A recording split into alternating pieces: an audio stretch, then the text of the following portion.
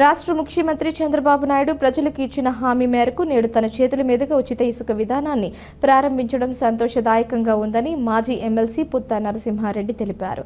సోమవారం జిల్లాలోని కమలాపురం మండలం చదిపిరాళ్ల పంచాయతీలోని ఇసుక లోడింగ్ పాయింట్ వద్ద ఉచిత ఇసుక విధానాన్ని పుత్తా నరసింహారెడ్డి ప్రారంభించారు.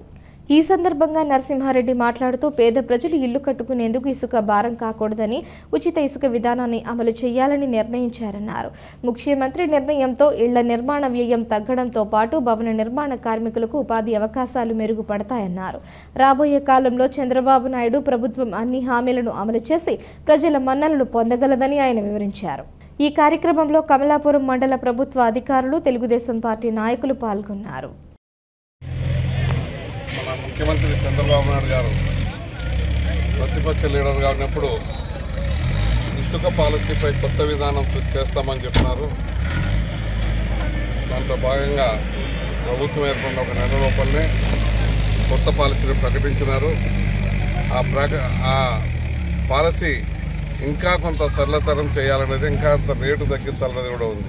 ఎందుకంటే ఇప్పుడు ఇక్కడి నుంచి అక్కడి నుంచి తోలి ట్రాన్స్పోర్ట్ చేసి ఇంత రేటు పెట్టున్నారు కాబట్టి తర్వాత కూడా నెక్స్ట్ ఇదంతా ఉండే ఎక్కడైతే స్టాక్ పాయింట్స్ ఉన్నాయో ఆ స్టాక్ పాయింట్స్లో ఉండే ఇసుక అంతా అయిపోయిన తర్వాత మళ్ళీ నదుల్లోనే డైరెక్ట్గా అయినప్పుడు అప్పుడు రేటు తగ్గుతుంది అనేది కొంత ఆలోచన తగ్గించాలనే ఆలోచన ప్రభుత్వానికి ఉంది. గతంలో 750 రూపాయలకి ఇస్తానే క్యూబిక్ మీటర్ టన్ను ఇసుకను ఈరోజు 340 రూపాయలు చేయడం కూడా జరిగింది.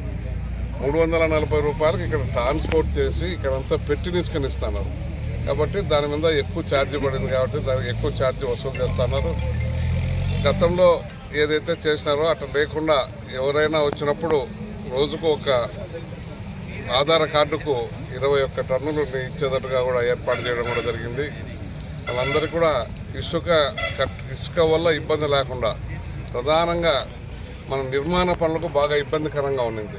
ఆ ఇబ్బందికరం ఇప్పుడు లేకుండా పోతుంది. ఎందుకంటే మొదలుపెట్టిన ప్రభుత్వం పేరు ఏర్పడి నెల రోజులు కాల ఇప్పటికే ఎన్నికల ముందు చెప్పిన హామీలన్నీ కూడా ఒక్కొక్కటి నెరవేరుస్తూ వస్తున్నారు. మొన్ననే 4,000 రూపాయలు ఇస్తామని చెప్పినారు. 4,000 రూపాయలది పెన్షన్ ఇచ్చడం జరిగింది.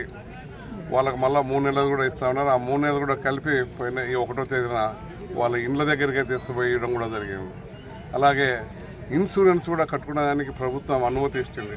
ఇప్పుడు అందరికీ కూడా కొత్తగా మనం ఏం పైరు పెట్టుకుంటామో ఆ పైరు పెట్టుకునేదానికి కూడా కట్టుకునేదానికి అనుమతి ఇస్తూ ఉంది. రెండోదిగా ఇది కూడా చేయడం జరిగింది. ఇట్లా చెప్పినట్టు కూడా అతి తొందరగా చేయడానికి ప్రభుత్వం నిర్ణయించుకునింది.